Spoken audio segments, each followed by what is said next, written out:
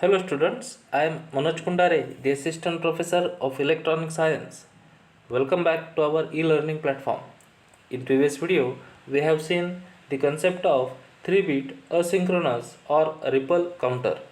The link of the previous video is available in the description box. Please check it. Now, let's see once again the connection diagram for the 3-bit asynchronous ripple up counter. Okay.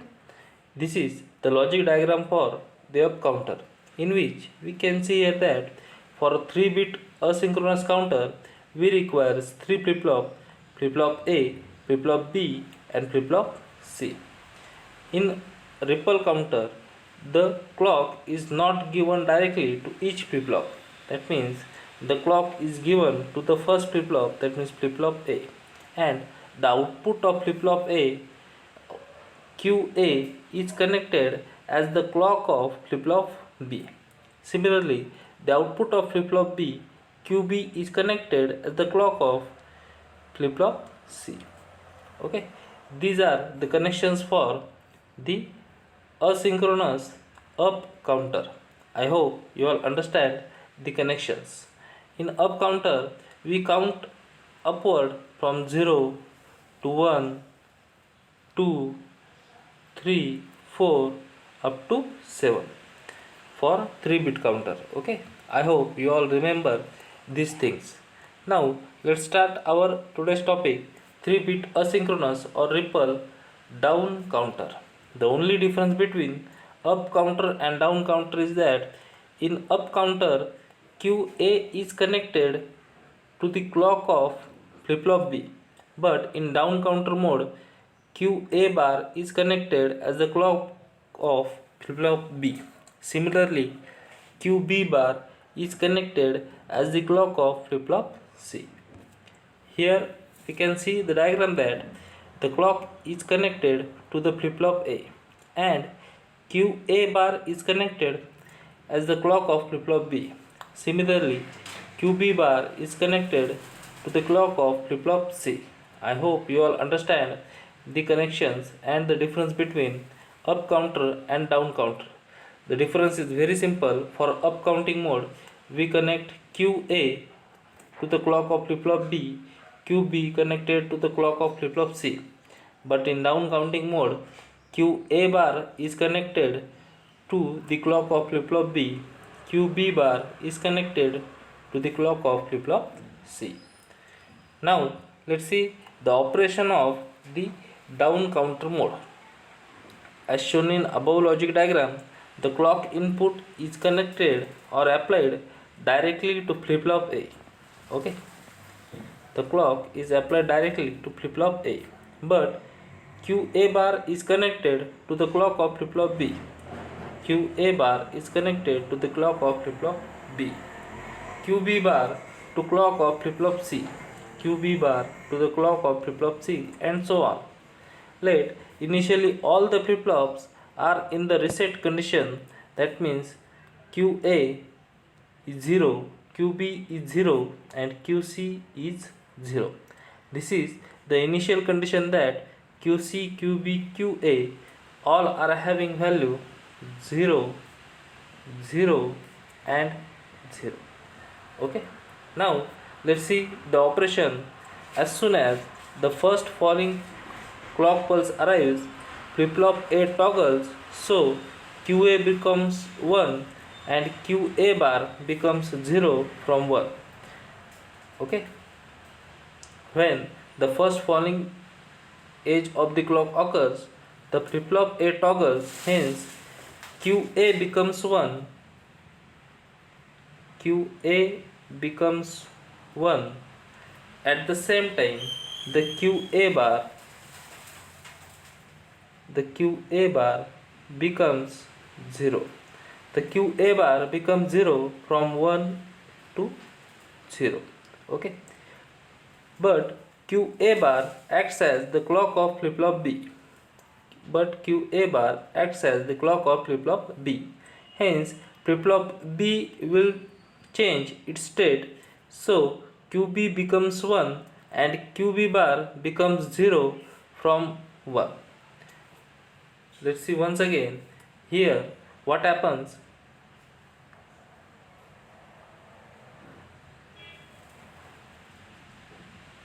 As soon as the first falling edge of the clock occurs, the flip-flop A toggles, hence QA becomes 1 and QA bar becomes 0. Okay, QA bar has the value at reset condition 1 and it becomes 0. That means it is the falling edge of the clock and it is connected to the clock of flip-flop B. Okay, hence the flip-flop B toggles and QB becomes 1. Similarly, QB bar becomes 0. Again here QB bar becomes 1 to 0. QB bar becomes 1 to 0. That means there is another negative edge of the clock. Hence the flip-flop C also toggles. Hence QC becomes 1 and QC bar becomes 0. That means after first falling edge of the clock, the outputs are 1 1 1. Okay, 1 1 1. I hope you all understand the operation after first falling edge of the clock. Now let's see the second falling edge of the clock. The flip-flop A toggles.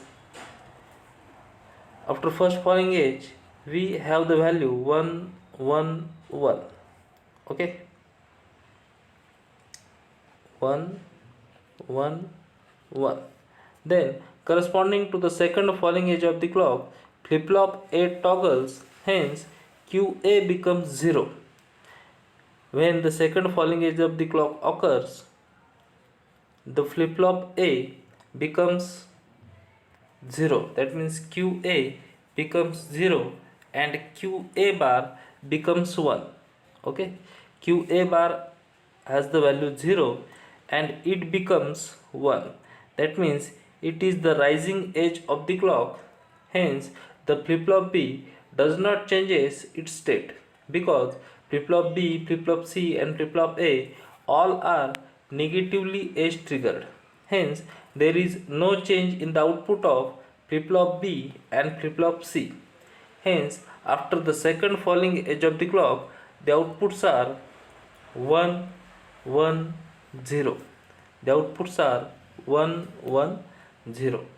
Okay, in the same way the down counting will take place. I hope you all understand the down counting. Let's see once again. Initially all the flip-flops are in reset condition. That means it has the value 0 1 0 1 0 1.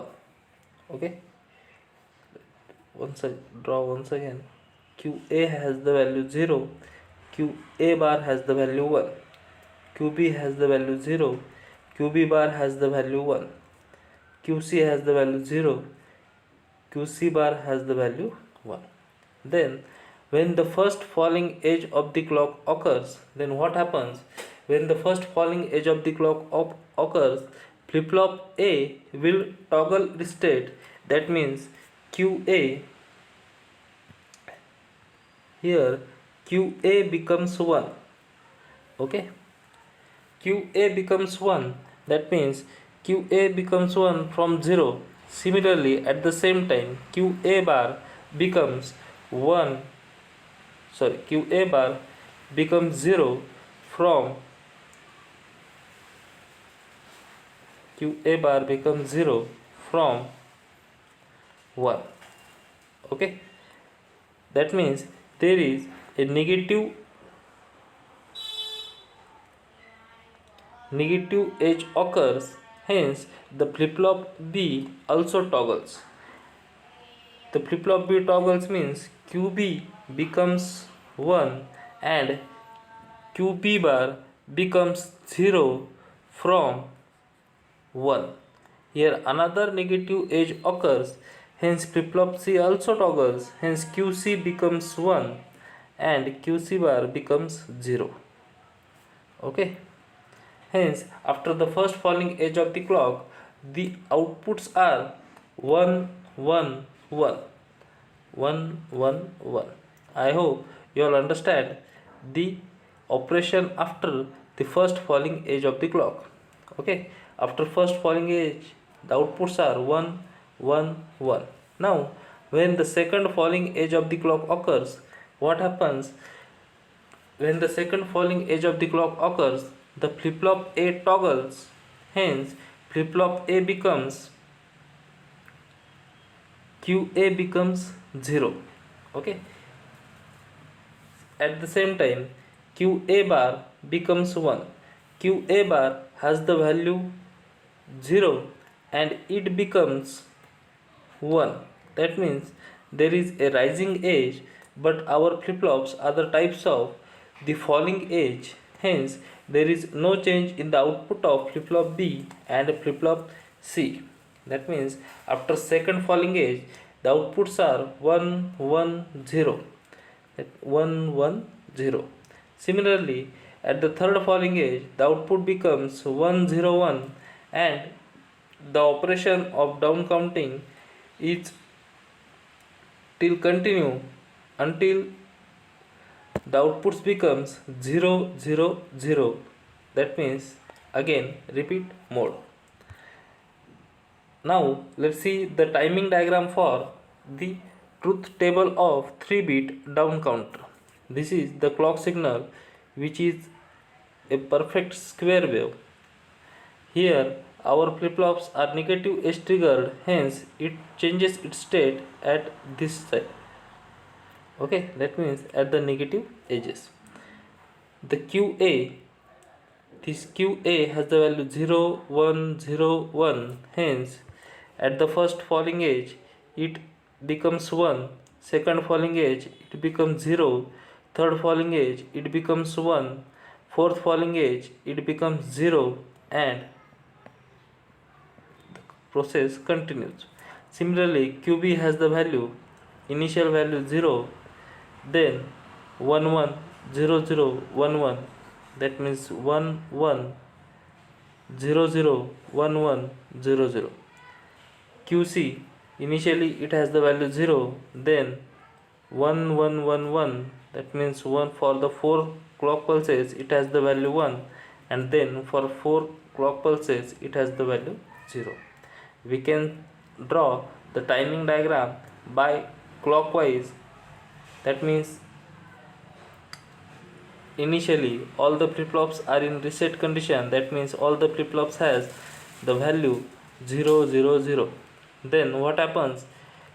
The next time all the flip-flops has the value 1 1 1, that means 1 1 1. Then at the next clock the QA becomes 0. Here QA becomes 0 and other two flip-flops has the value 1. Then at next time QB becomes 0. Here QB becomes 0 and QA becomes 1. QA becomes 1 and QC has the value 1. We can draw the timing diagram like this. I hope you all understand the 3-bit asynchronous or ripple down counter. Now let's see the next concept, 3-bit asynchronous up or down counter. In up down counter, the up counter and down counter are the combined together to obtain up down counter. A mode control M input is also provided to select either up mode or down mode. In up down ripple counter, all the flip-flops operates in the toggle mode, hence we require a T flip-flops or JK flip-flops are to be used. For up counting mode M equal to 0 and for down counting mode M equal to 1. This is the diagram for 3-bit asynchronous up down counter. In this diagram we can see here that here is a mode select bit M or line, and it is connected to AND gate first, third through the inverter, and it is directly connected to the AND gate second and fourth. I hope you all understand the connections here. Let's see once again. The M is directly connected to AND gates 2 and 4, and M is connected to through a NOT gate 2, AND gate 1 and AND gate 3. The connections are very simple. This diagram we can draw in another way like this. Okay, here M is given and the M is directly connected to the AND gates 1, 3, and the NOT gate or the inverter is connected to the AND gate. Sorry, here is one correction. M is directly connected to the AND gate 2 and 4, while M bar is connected to the AND gate 1 and 3. The connections are the same. Okay, now let's see the operation of 3-bit up down ripple counter. With M equal to 0, that means up counting mode. If M equal to 0 and M bar equal to 1, M equal to 0, hence M bar has the value 1. Then AND gates 1 and 3 will be enabled, that means 1 and 3 will be enabled, whereas the AND gates 2 and 4 will be disabled. Hence QA gets connected to the clock input of flip-flop B. Hence QA is connected to the clock of flip-flop B, and similarly the QB is connected to the clock of flip-flop C. These connections are same as those for the normal up counter. Thus with M equal to 0, the circuit works as an up counter. Similarly with M equal to 1, that means M equal to 1, M bar has the value 0. If M equal to 1, then AND gates 2 and 4, AND gates 2 and 4 are enabled, whereas AND gates 1 and 3 are disabled. Hence QA bar is connected to the clock input of flip-flop B. QA bar is connected to the flip-flop B. Similarly QB bar is connected to the clock of flip-flop C. As discussed earlier, this connection will produce a down counter. Thus with M equal to 1, the circuit works as the down counter. That means the operation is very simple here. If M has the value 0, then M bar has the value 1. That means the AND gates associated with the value 1 are gets enabled. That means here the AND gate 1 get enabled. Similarly the AND gate 3 get enabled. AND gate 2 and 4 are disabled. Hence QA is connected to the clock of flip-flop B. QB is connected to the clock of flip-flop C. Hence it performs the up counting mode, and the truth table for up counting mode, we know that initially it has the value 0 0 0, then the value becomes 0 0 1, 0 1 0, like up to 1 1 1. When the M has the value 1, then M bar has the value 0. Hence the AND gates associated with the 1 are here the AND gate second and AND gate 4. At the same time AND gate first and third are get disabled. Hence QA bar is directly connected to the clock of flip-flop B. QB bar is connected to the clock of flip-flop C. Hence it start in down counting mode, and we know that the truth table for the down counting is from 1 1 1, 110 101 up to 000. We can draw the timing diagram for up counting mode and down counting mode, and we know that how to draw the timing diagrams from the truth table. I hope you all understand the 3-bit asynchronous down counter and up down counter. Thank you.